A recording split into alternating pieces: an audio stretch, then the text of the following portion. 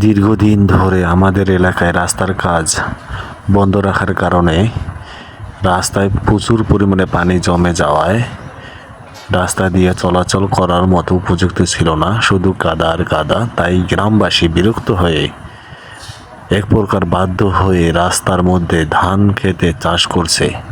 এবং এই ভিডিওটি আমি আপনাদের সামনে এজন্যই প্রচার করতেছি যাতে সরকার এটির উপর গুরুত্ব আরোপ করে এবং গ্রামবাসীর সমস্যা দ্রুত সমাধান করেন।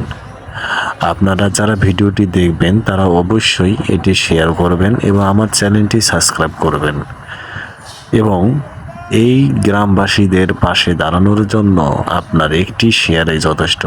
অতএব আপনি তাদের অবস্থা একটু দাঁড়ান, যদি বুঝতেন যে কতটা নিরুপায় হয়ে একজন মানুষ এই ধরনের কাজ করে।